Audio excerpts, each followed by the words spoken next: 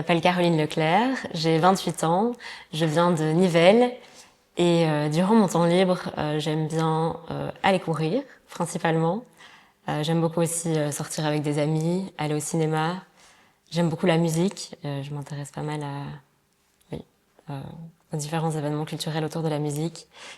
Et j'ai fait beaucoup de danse, maintenant j'en fais plus, mais je pense que je vais essayer de retrouver un cours pour l'année qui arrive. J'ai effectué mes 5 ans de droit à l'UC Louvain et par la suite j'ai entrepris un master complémentaire en droit européen à l'ULB. Et après cela, j'étais pas tout à fait sûre de ce que je souhaitais faire, mais j'ai eu l'opportunité de travailler pour le réseau académique Odysseus. J'ai ensuite été assistante à l'Equality Law Clinic et à la Refugee Law Clinic. Et j'ai travaillé 6 mois à l'Association pour le droit des étrangers. Et maintenant, je réalise ma thèse ici à l'ULB.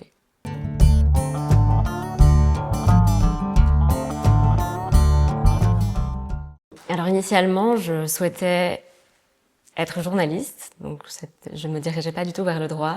J'aimais beaucoup écrire.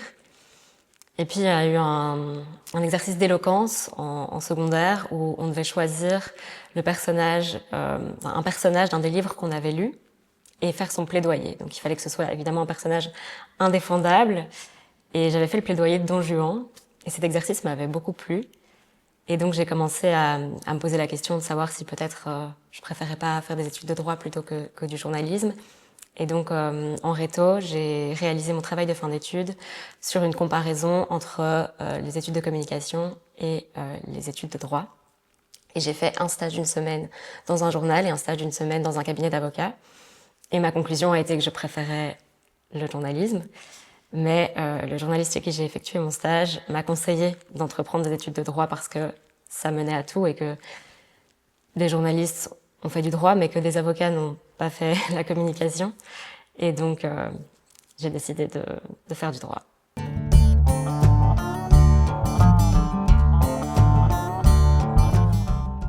Ma thèse porte sur la réinstallation des réfugiés, qui est une voie légale d'accès au territoire de l'Union européenne pour les demandeurs d'asile.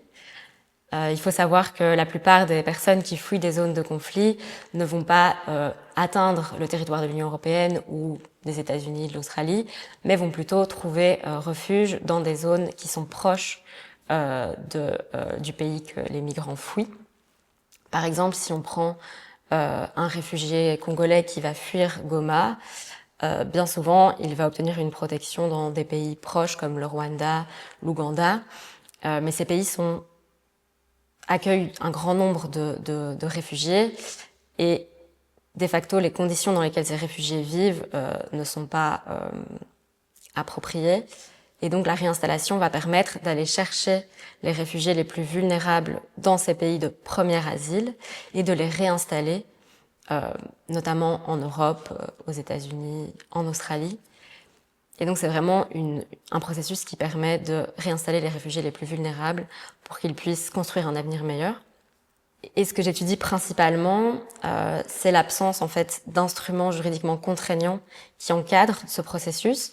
Donc il faut savoir que les réfugiés sont dans un premier temps identifiés par le Haut-Commissariat des Nations Unies pour les réfugiés et ils sont ensuite sélectionnés par les États de réinstallation. Les États de réinstallation, c'est souvent donc les États occidentaux, et ces États choisissent de réinstaller ou non des réfugiés. Donc c'est vraiment une faveur. Et s'ils décident de participer à ce processus, il y a en fait très peu d'obligations. Et donc par exemple, les réfugiés ne vont pas recevoir de décision écrite à l'issue du processus de réinstallation. Ils ne vont donc de facto pas pouvoir contester ces décisions. Il n'y a pas de droit d'être entendu. Et donc voilà, il y a toute une série d'absences de garantie en fait. Et c'est ce que j'étudie et plus particulièrement comment les droits fondamentaux, les instruments juridiques tels que la Convention européenne des droits de l'homme ou la Charte des droits fondamentaux peuvent s'appliquer à ce processus et venir l'encadrer.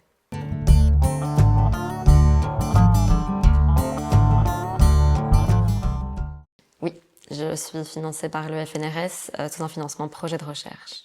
Alors oui, ça a été quand même compliqué. Donc on a commencé par postulé pour un financement FNRS aspirant, qui est très élitiste et très compliqué à obtenir. Puis il y a eu Mini-Arc, mais pareil, je ne l'ai pas obtenu non plus. J'ai également postulé pour Fresh, où là j'avais été reprise pour un entretien. Mais en fait, à ce moment-là, j'étais en CDI à l'Association pour le droit des étrangers, et donc j'avais un peu perdu espoir d'obtenir tout type de financement pour ma thèse, et donc j'y étais un peu allée sans réelle préparation. Et puis, seulement après ça, on a postulé à projet de recherche que j'ai obtenu. Je suis juste très très heureuse d'avoir obtenu un financement pour ma thèse. Je crois pas qu'il présente spécialement plus d'avantages qu'un autre, parce que ce qui est compliqué avec le financement projet de recherche, c'est qu'il faut faire son budget soi-même. Et quand on n'a pas toutes les clés de compréhension, de comptabilité, etc., c'est assez compliqué.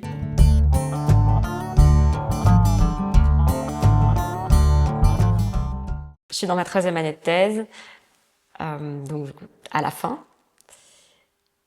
J'ai passé mon épreuve intermédiaire, j'ai fait 2 séjours de recherche. Un premier à Genève pour bénéficier de l'expertise du professeur Vincent Getaille au Geneva Graduate Institute, mais aussi pour être proche du Haut Commissariat des Nations Unies pour les réfugiés. Et j'ai interviewé plusieurs membres du HCR afin d'avoir leur perspective sur l'identification des réfugiés pour la réinstallation et leur expérience de terrain également. Et puis j'ai effectué un second séjour, qui là était plus une étude de terrain, où je suis allée au Rwanda pendant 1 mois, dans 4 camps de réfugiés différents. Et j'ai interviewé des réfugiés pour avoir leur perspective sur le processus d'identification et de sélection pour la réinstallation. Et j'ai un peu tenté de mettre en parallèle les discours à la fois des membres du HCR et des réfugiés. Et c'est très intéressant parce que le HCR a vraiment un aspect beaucoup plus procédural, et pour eux c'est très structuré, il y a toute une série d'étapes, il y a une hiérarchie, alors que pour les réfugiés c'est vraiment perçu comme un processus qui est très opaque. Il faut savoir qu'il y a différentes étapes pour être sélectionné pour la réinstallation. Il y a un premier entretien avec le HCR qui est parfois suivi d'un second entretien avec le HCR, et ensuite il y a les différents entretiens avec les états de réinstallation. Et les réfugiés sont souvent contactés par téléphone pour participer à ces différentes étapes, mais ils n'ont aucune idée de quelle sera la suivante, de quand arrivera le coup de fil qui leur annoncera qu'ils peuvent accéder à l'entretien suivant. Bien souvent, ils n'ont pas conscience non plus du contenu des différents entretiens, et comme je le disais, il n'y a pas de décision écrite, et donc ça renforce ce sentiment d'opacité et de flou pour les réfugiés qui sont dans le processus de réinstallation.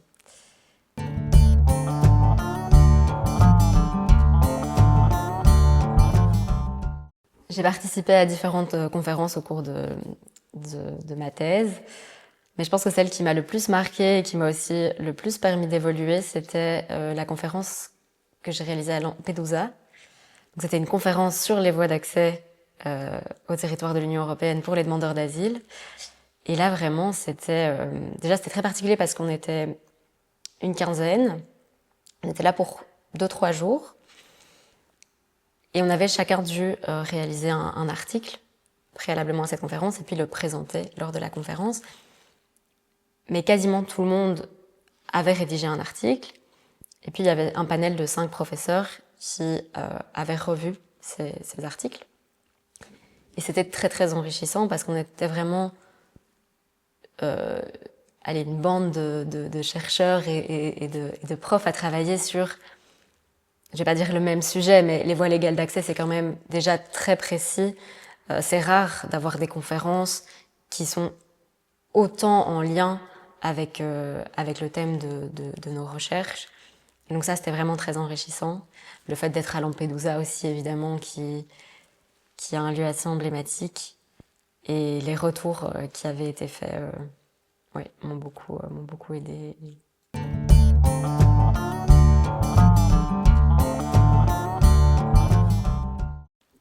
Donc, j'appartiens au Centre de droit européen, qui était initialement rattaché à l'Institut d'études européennes, mais qui maintenant fait partie de la faculté de droit. Et il regroupe donc une série de chercheurs qui travaillent sur la construction européenne.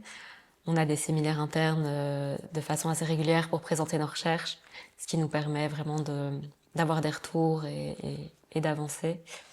Oui, je m'y sens bien. J'aime beaucoup mes collègues, notre ambiance de travail. On est un bureau où on était 3, on va être 6 maintenant. Donc voilà, c'est aussi chouette de pouvoir échanger, même si on ne travaille pas forcément sur les mêmes thématiques, parce que je suis la seule à travailler en droit des migrations au Centre de droit européen. C'est toujours intéressant, par exemple, l'approche droits fondamentaux, elle se retrouve quand même dans pas mal de thèses, même si c'est pas lié au droit des migrations, mais c'est une thématique qui revient et c'est toujours intéressant d'échanger à ce sujet-là.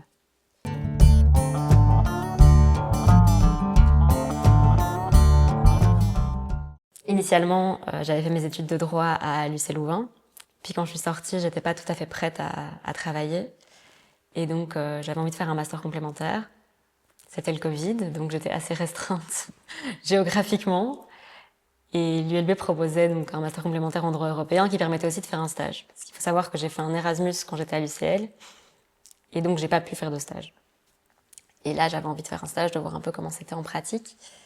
Et donc, j'ai fait ce master complémentaire à l'Institut d'études européennes et puis un stage, dans le cadre de ce master, un stage au cabinet d'avocat de Sylvie Sarolea, qui est aussi en droit des migrations. Et lors de ce master complémentaire, j'ai rencontré Philippe de Broecker, avec qui j'ai travaillé par la suite dans le cadre donc, du réseau académique Odysseus. Et il s'agissait d'une convention d'immersion professionnelle. Et donc, l'idée, c'est que c'est un peu un tremplin pour la vie professionnelle, pour le futur. Et donc, Philippe, à l'époque, m'avait demandé ce que je souhaitais faire plus tard. Et donc, j'avais parlé de l'associatif, des ONG, et je lui avais dit, de façon un peu timide, que la thèse était quelque chose qui m'intéressait. Et par la suite, il m'a proposé d'écrire un blog, ce que j'ai fait.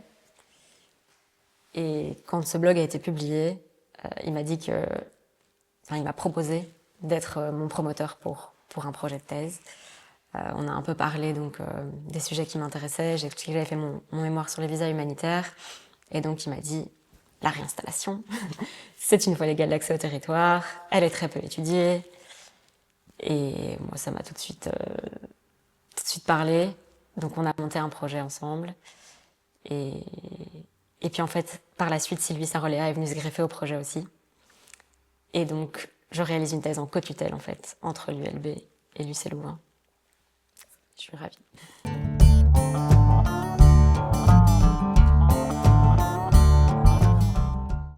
Je crois que ce qui me plaît le plus dans la recherche, c'est qu'on a vraiment une liberté, à la fois d'expression, d'organisation. On n'a pas vraiment de hiérarchie, disons. Enfin, bien sûr, on a nos promoteurs et promotrices, mais qui sont plutôt un accompagnement.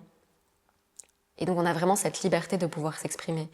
On n'est pas tenu par l'État, par une supériorité hiérarchique qui ferait qu'on ne pourrait pas exprimer nos opinions. Et puis, cette liberté d'organisation, évidemment, elle est à double tranchant, mais c'est aussi très agréable de pouvoir organiser son temps de travail comme on le souhaite. Et je dirais que les aspects plus compliqués, ce serait cette difficulté peut-être de se projeter parce que les financements sont compliqués à obtenir, aussi parce que, comme je le disais, le sujet sur lequel je travaille est certes d'actualité, mais n'est pas en tout cas populaire chez nos dirigeants politiques. Et donc c'est assez compliqué d'envisager un avenir dans la recherche avec ce sujet, aussi parce qu'il y a des coupes budgétaires, que ce soit pour la recherche ou pour le droit des migrations.